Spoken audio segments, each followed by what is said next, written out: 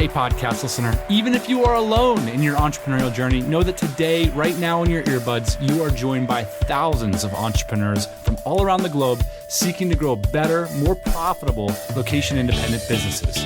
If you'd like to learn more about what we do and download our entire back catalog, check out tropicalmba.com.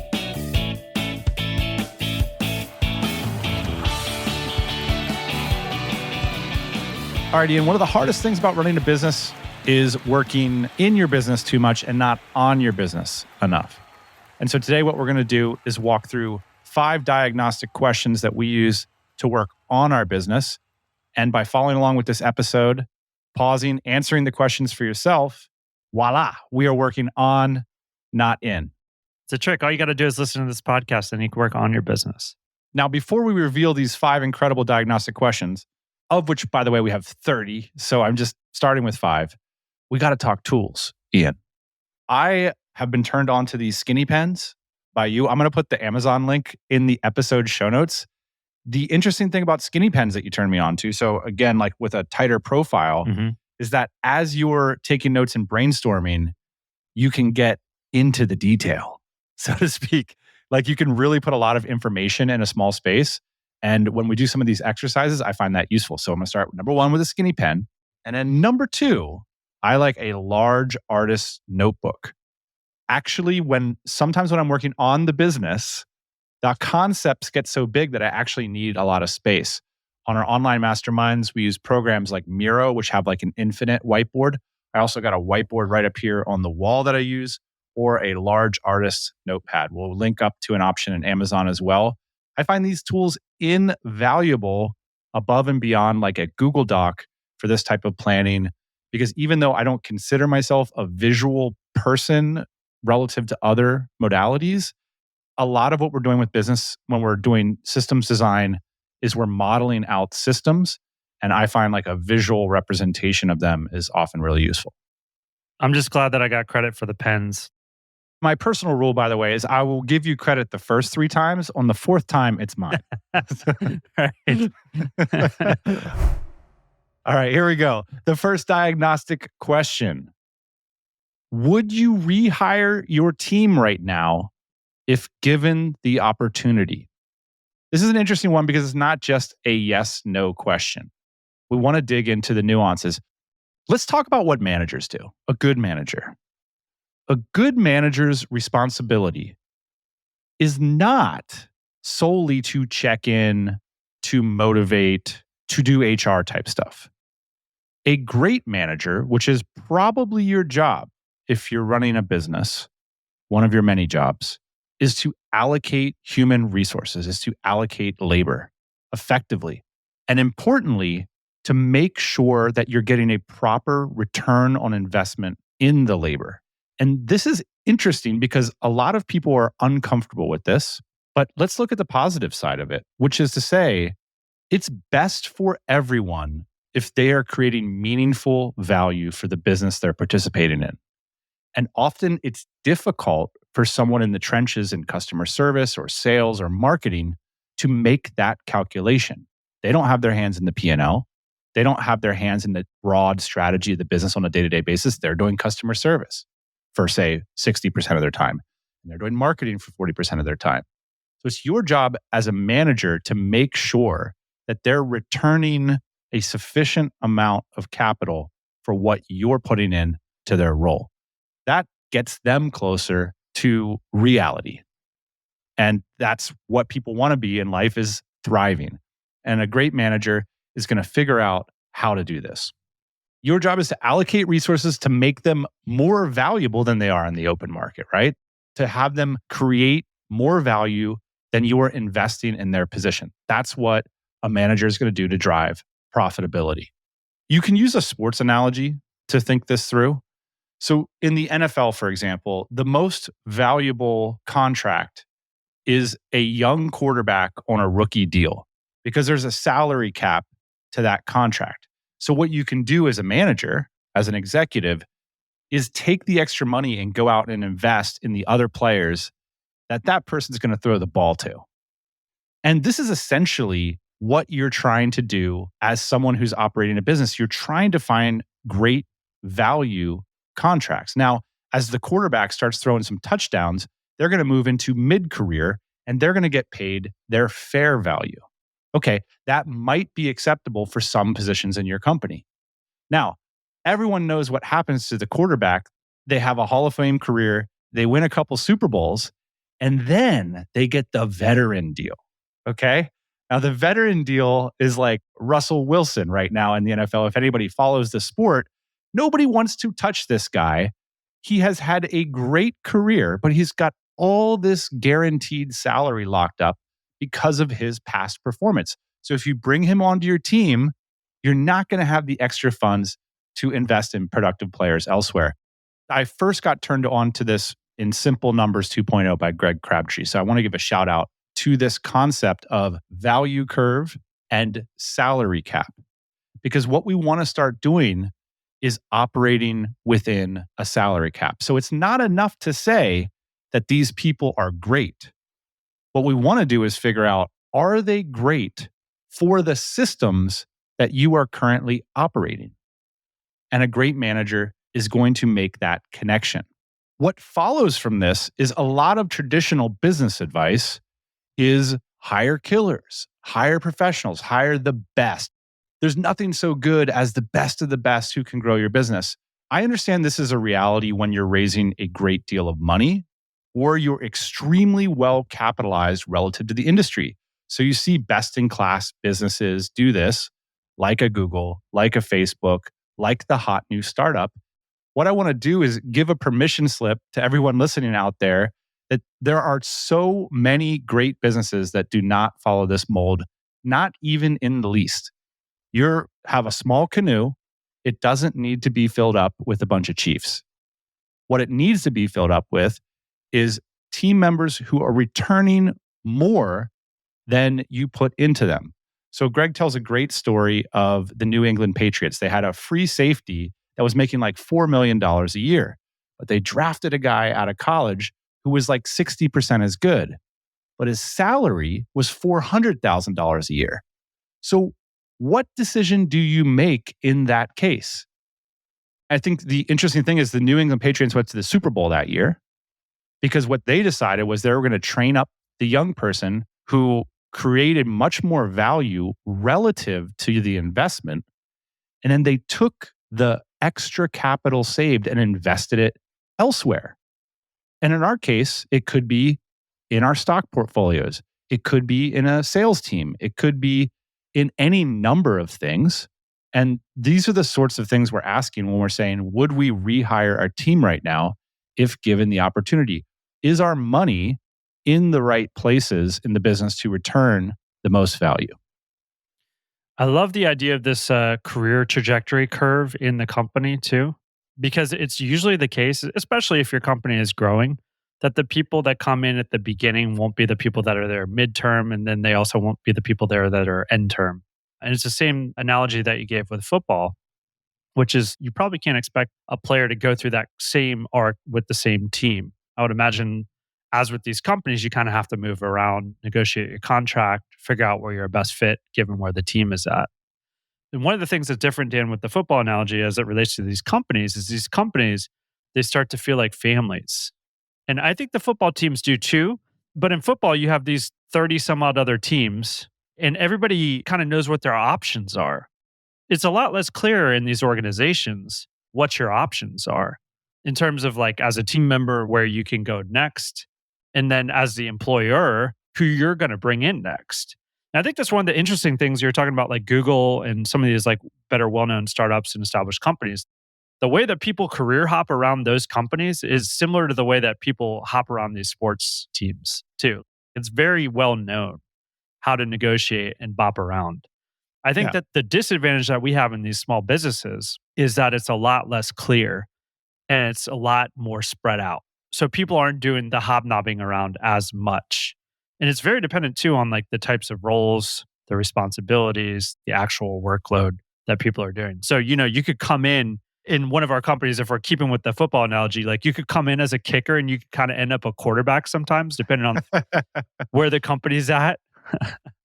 You could set up that scenario because, like, let's go back to the New England Patriots. Guess what the $400,000 a year guy on a rookie deal playing free safety got? A Super Bowl ring. That's an organization that allocated their resources responsibly. They put people in a place to succeed. They got a Super Bowl ring. Now, guess what happened to the $4 million guy? He went to Buffalo, New York, and no one ever heard from him ever again. And this is typically a path that each individual can choose, because you can take your career knowledge and go cash it in as a consultant and do those rounds in North New York. Or you can be in the game and be a part of an organization who's on a mission to win. If your team doesn't resonate with that, it might not be a good fit, and that's okay.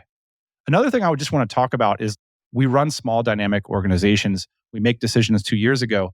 They might not be the decision that you would make right now. And when I'm doing coaching, sometimes the term loyalty comes up. So an example would be, well, we hired an administrative person and they're currently doing this. And this is where the documentation comes out. When you draw a map of how you make money in your business, and say it's like we've got an operations block, we've got a marketing block, we've got a delivery block. What's really interesting is to start to map out your numbers on those blocks. What are the KPIs? What is the gross profit? What is the revenue? Where is the magic happening? What are those key functions in your business? And now start mapping the names. This is what I'm using the whiteboards for. Is your talent on the blocks? Is it on the parts of the business, the systems that are driving value for your clients? And what we found, this loyal administrative person was very far from the blocks, really not driving value for the business or for the clientele. Now, what's the loyal thing to do? In the case of this particular client that I was speaking with, the loyal thing to do was not to communicate any of this to them and to continue to pay them a salary because they had done so for a very long time. Now, I think everyone listening can recognize that, well, we're being disloyal to the market opportunity, disloyal to the company, and potentially disloyal to this person who might want to know something of reality, the situation that's happening. So you can go either way with it, but a lot of the default idea is to remain loyal to a decision that was made 2 years ago versus making a new decision. And you can make changes. You can say, look, we can pay you this for that. This is the reality of the mission we're on. This is what it's going to take for us to win. Or you can make a change. But that's what this is all about. Again, would you rehire your team right now if given the opportunity? And for me, the exercise is mapping out your business functions, taking a total inventory of all tasks. And what we're doing importantly is we're divorcing this from names. All we're trying to find is tasks and functions and making an ROI calculation on them. What needs to get done in the business? What's it worth? Now you reintroduce the names and you see where they land on your map. And we're trying to figure out an actual versus an ideal. Now, you don't need to take action right now. We're working on our business. We're not working in it. But it's really interesting to graft out the ideal makeup of your business. What functions would exist in which part of your cash flow map or of your business diagram? And what's the difference between the ideal and the actual? And this is very illuminating. The Super Bowl happens once a year. Super Bowl's over, what happens? It's the same thing that happens every month, depending on your business, or every year. You start from zero. That's it. The Super Bowl's over. So you have this star quarterback, and he's like, I won the Super Bowl 4 years ago. Can be similar to somebody on your team. It's like, yeah, man, that was 2007 when we won that. Things have changed. The business has evolved. And it's the team's responsibility to let that person know, I think, that things have changed. Now, maybe they're on a different contract. You're like, hey, we've moved along. Now we have 3 salespeople. Yeah, you were the first one. Great. And you like slam dunked a bunch of deals in the beginning. But homegirl over here is doing 3x the output of you. And you're still living off the fumes of the Super Bowl 3 years ago. I love what you're saying, which is a simple way to put this exercise is we're trying to move from a historical view to a present and future view. The reality of most large organizations, and should be in ours too, if you want to increase your compensation, you do the work without getting paid for it first, and then eventually you get compensated for it. versus the opposite, which is getting paid on legacy, things that you did years ago. So what we're trying to do is make sure as managers, people are profitable right now in their role. The second thing that I want to bring up is financial instruments.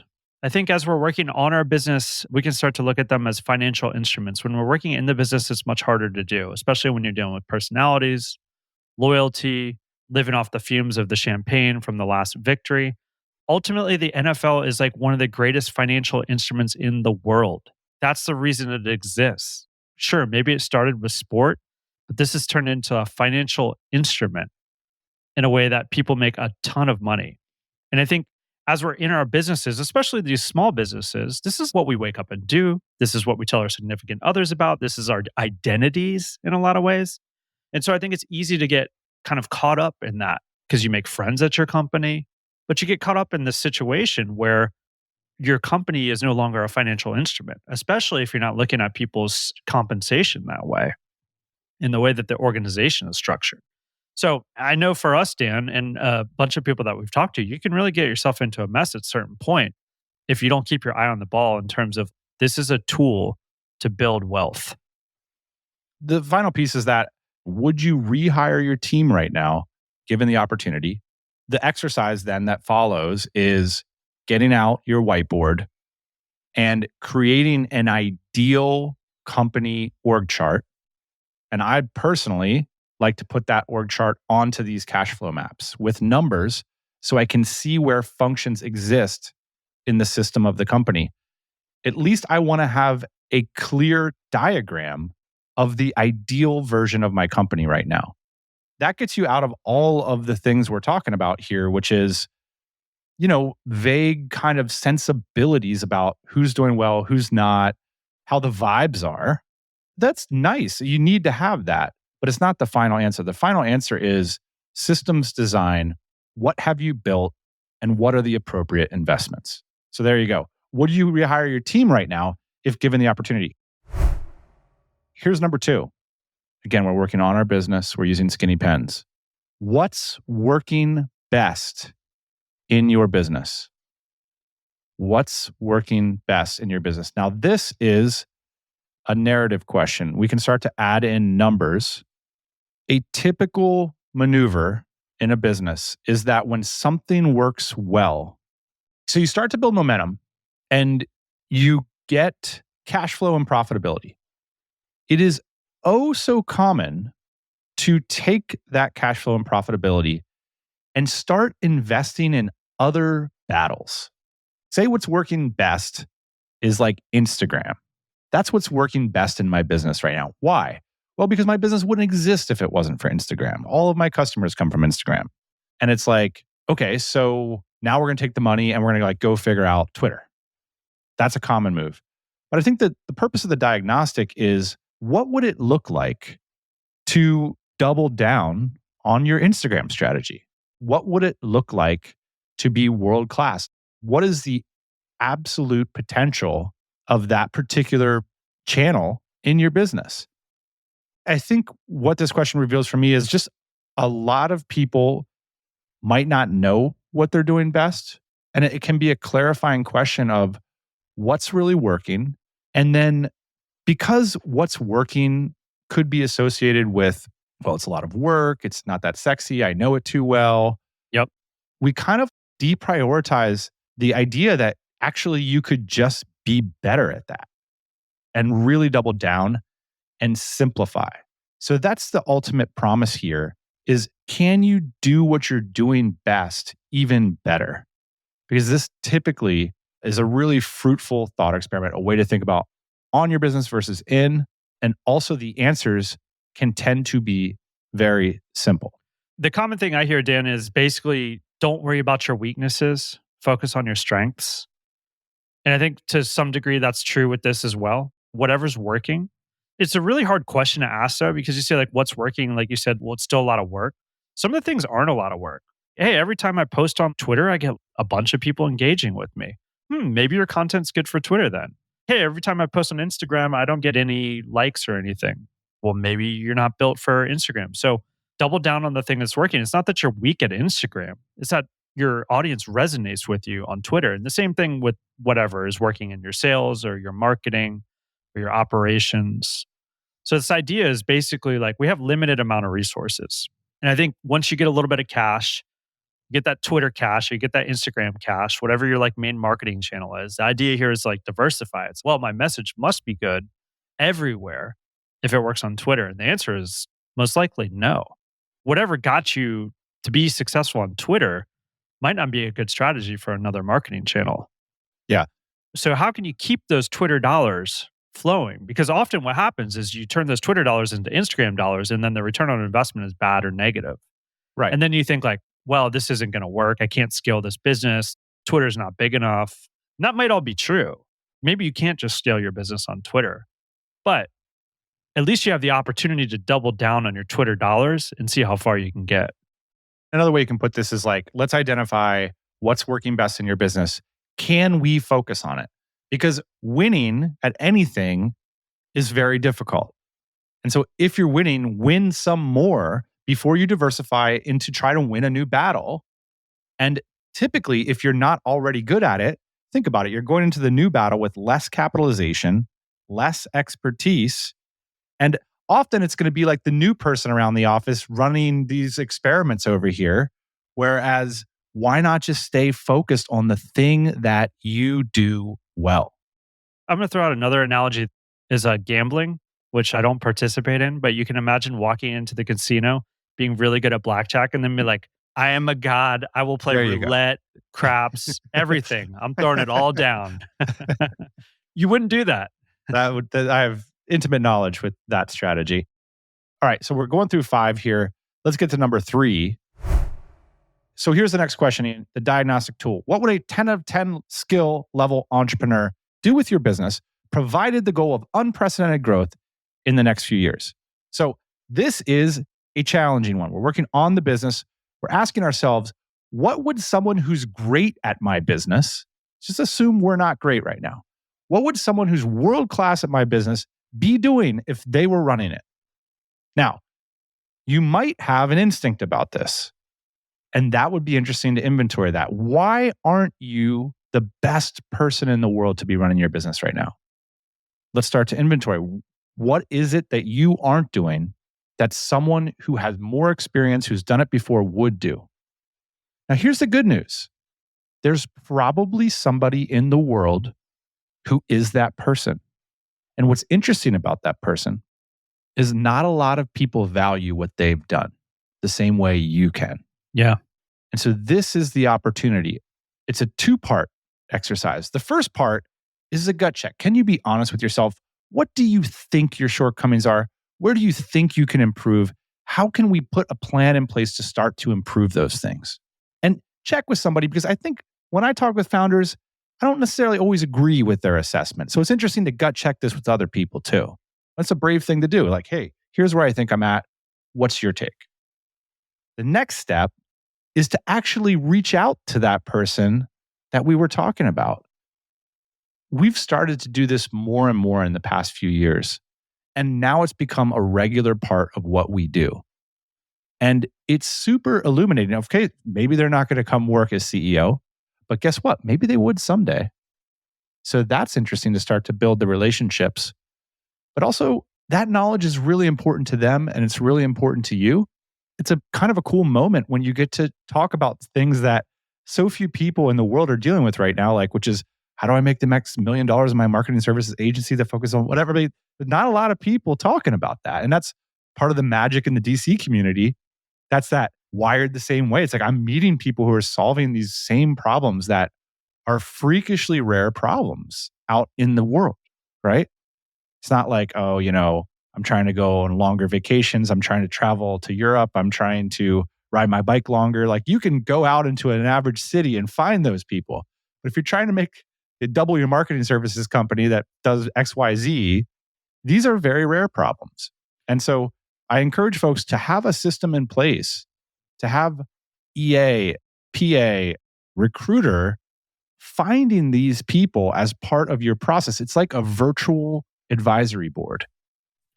Let me give you a couple tips for doing this, things that I've seen successful in the past. Recently, I was talking to somebody They're trying to hire a high-level salesperson to come into their organization. And they weren't sure exactly who they were going to hire. So what did they do?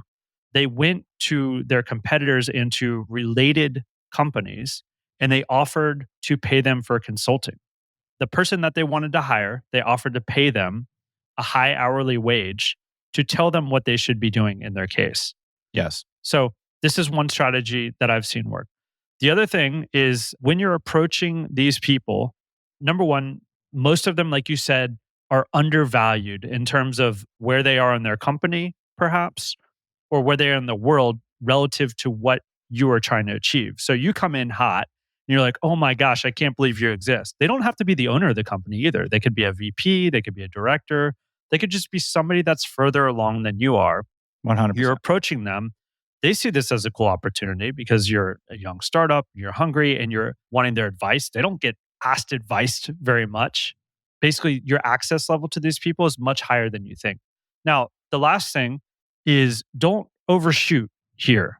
If you're doing $5 million a year, don't try and go talk to the CEO that's making $200 million a year. Try and find the CEO that's making like $10 or $15 million a year because it needs to be relatable. A lot of the things that worked at 5 to 10, like they've forgotten about them. That was like 20 years ago for them.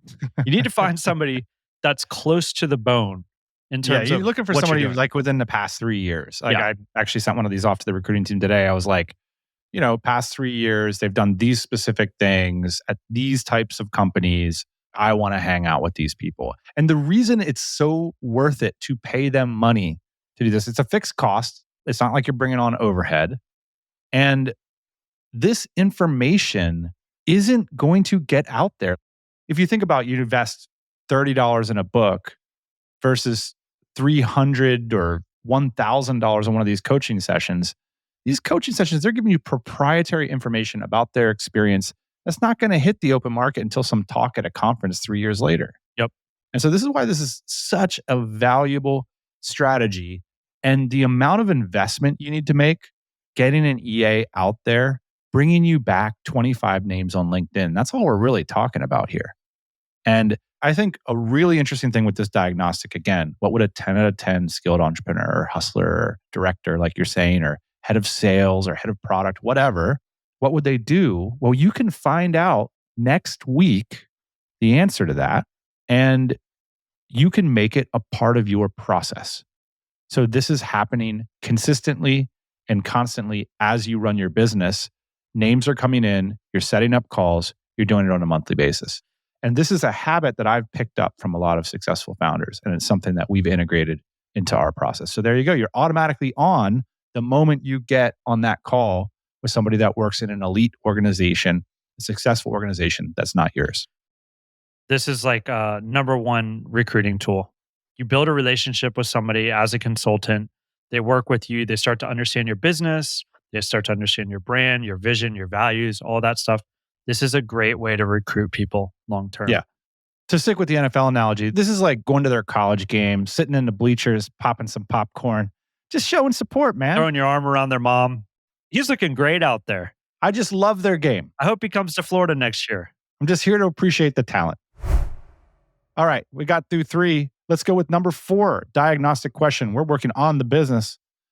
Do you have worries or stress associated with the goals you're hoping to achieve? I'll put our whole diagnostic document on this post, Ian. So if you're interested in 25 more questions, we'll have a document that you can download. So the reason we have a lot of personal and emotional questions on the diagnostic, because sorting out things like your energy level, your level of enthusiasm, your attitude is critical. Your biggest asset is your energy and your attitude towards your business. So it's really interesting to dig into this concept of, are you actually worried about the type of success you're planning for?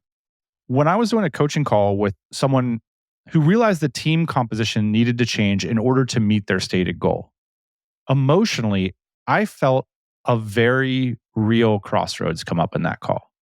Maybe my goals aren't my goals anymore if that is the path I need to take to get there. And this is the moment we're trying to draw out. is because it's easy to say you have a goal, like I want to get to the Super Bowl. It's hard to show up to 2-a-day practices all summer long. But it could be the case that if you look at the state of the art, the state of the industry, that, hey, every other team is doing 2-a-days, that's table stakes at this point. Or you have a credible Moneyball theory that revolves around rest that says we're going to do 1-a-days and here's how we're going to use our extra energy. Fair enough. But it's good to get it all out on paper. Can you write down the worries and the concerns and the fears and the stress that you've associated with your stated goals? What are you worried about if you double your business? One of the ways that I overcome this, Dan, is the goal is the big scary thing, or it's the big exciting thing, depending on the way that you view it. There's not always a clear path to that. So generally speaking, for me, when I'm stressed about a goal, it's because I don't have a good plan. Once I write my plan down on the paper and I feel like it's something I can follow, and it's something that I don't have to think about the goal every 5 minutes, then all the worry goes away because I'm just marching down the execution line with my plan. Maybe halfway through there, I look up, I see the goal, I realize I'm not on track.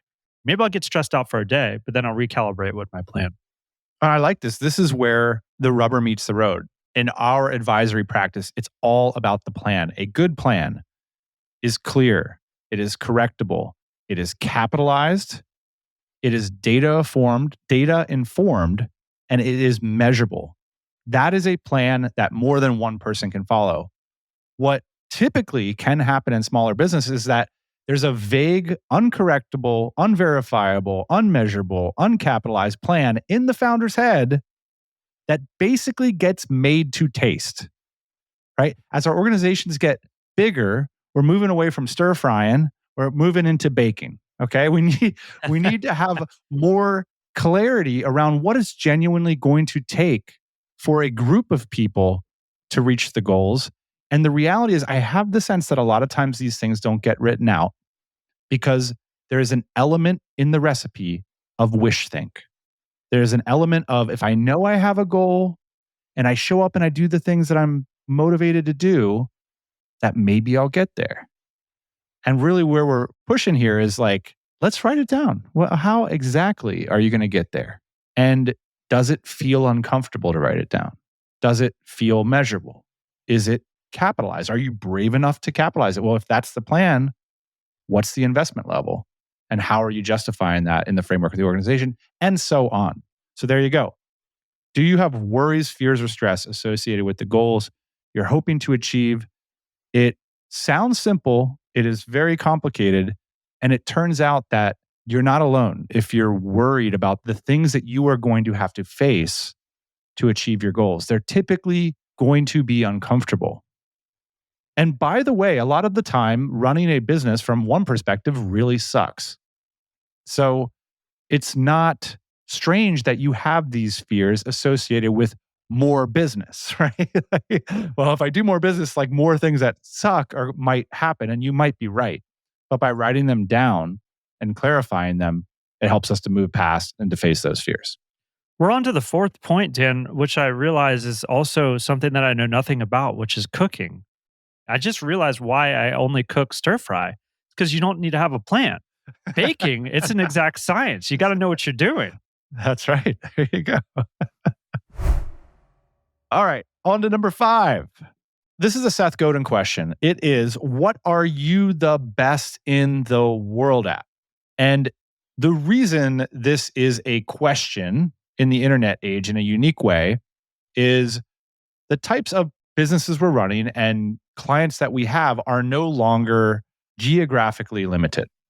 So 20 years ago, if you want like a marketing consultant, you might choose it in your geographic area or in the tri-state area or whatever your geo is that maybe you can pop in for a visit every now and then.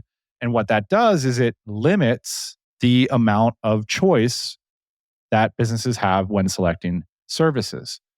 Well, now all of a sudden, you can realistically select from the whole world. And so Seth Godin points out that this introduces a dynamic of niching, of focusing, and of emerging as the leader in a specific thing. There's also the winner take all element to this. But really, from a diagnostic perspective, it can be surprisingly difficult to declare yourself and your company the best in the world. And this can be related to another diagnostic question, which is like an ideal client profile, which is sort of the other side, the other polarity of this. Who is that persona that is the best person for what you're building? Now, on our side, we're saying, who are we and what are we the best in the world at? I bring this up because it's a particularly hard question for me to answer. Like, I've been living off of vibes for a while. What are we the best in the world at? I think is an important question to answer for ourselves so we can pursue excellence in that way and attract ideal clients who are seeking that excellence versus, again, having a little bit of a lack of focus and taking what comes. I think this question for me, Dan, is a little bit difficult to answer. One of the ways that I reframe this question, you can agree or disagree with me, is what am I the best in class at? And I think this goes to your point of niching down. So instead of taking the whole world, although you're right, the internet has become the world now. And so when you make a choice, it's through the internet or through basically the whole world. But it's like, what can I be the best in class at? So when you niche down and you say like, well, I'm not the best marketer. Okay, in the world, that's not me. Am I the best marketer for pools? No, that's not me. Well, am I the best marketer for pools in Austin that are in a rectangular shape? Yes. That's what I talk about all day, every day. Everybody knows me by that. And so you start to become best in class at something. Or you could be best in the world, but it like niches down to this very pointed end. Yes. And at that pointed end, you can find yourself. And you might figure out that the industry isn't big enough or the marketplace isn't big enough or whatever. Then you got some work to do. But at least then you know what your niche is. Totally agree. And that's the thing. I mean, that's the pain is like, am I the best pool marketer in America? Well, no, because these other guys are dusting me or whatever. And it's like, well, maybe I'm the best in Austin because I'm based here. It's like, okay, well, actually, that's a start. You are the best in the world at mobile oil changes in Austin. Good sweaty startup. Right. You are the best in the world at marketing pool installation services for people based in Texas. Okay. You do have the best newsletter for $1 million plus homes in Austin. This is a wonderful thing to be able to say about your business, no matter how narrow, because it helps people find you. It helps you know who you are. It helps you stay focused. And it helps you get traction. It's also just a natural elevator pitch. So it's nice to know, even if you're maybe not going to use it. But hey, if you're the best newsletter for real estate investors buying $1 million plus properties in Austin, it will naturally lend itself to expansion once you get traction with that identity as the best in the world at this thing. So what happens if you're not the best? I think a couple things happen. Number one is you get diluted with everybody else. So there's no differentiation. Basically, they look at you and they look at everybody else, and then maybe they make a decision based on your personality or whatever. That's not super sustainable for a good business. Yeah, it's not going to work on your behalf, right? You don't want to have to show up to everything and wine and dine every single deal. You want to be the obvious choice, the winner take all for, hey, the newsletter for high-end real estate in Austin. You know, I don't want to subscribe to the third one. I want to subscribe to just the best one. That's right. And so I think it's interesting demand to make of yourself that there's a clarity around what you're the best in the world at. And again, you get to be the best pool maker or realtor in the world, but you can't start there. You start in New York or you start in Austin, and then you work way in new markets, and then eventually you find yourself there. Start with niching down until it hurts. And the other thing that I want to say about this point, being the best in class in something or being the best in the world at something, a lot of times, once you've gotten yourself to that position, things come easier for you. And so when we talk about what we talked about at the beginning of this, which is like what's working in your business, a lot of times the things that are working come from you being the best in class at something. And it's hard for you to recognize this sometimes, especially for me, right? Where it's like, oh, that works. Why does it work? Well, I'm the best in class. And it's a cycle and it hits off itself and it starts to become some kind of flywheel in your organization or within your business. It's the basics of brand.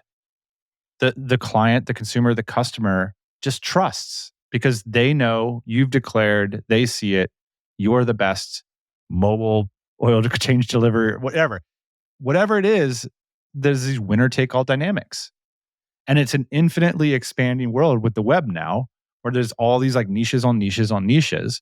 And so if you are not particularly well capitalized or just getting started, it's okay to choose something small. It parlays forward versus going broad at the beginning and being okay at a bunch of different things and willing to do a bunch of different things, but not really the best at anything specific. So I agree with you. What are you the best at the world at? And the newer your business, typically that's going to be qualified down to something very, very specific. So that's it. We talked about 5 diagnostic questions.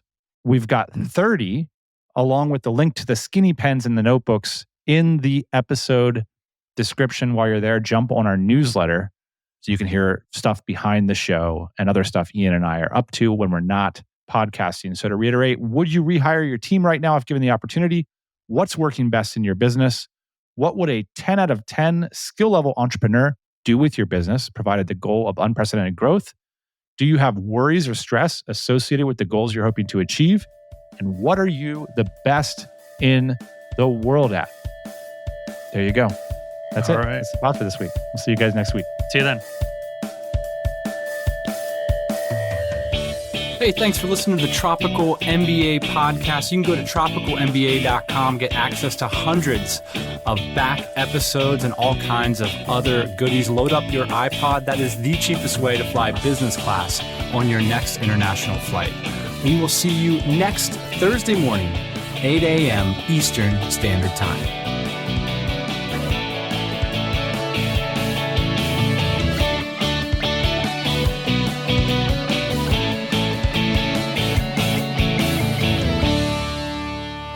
Daddy.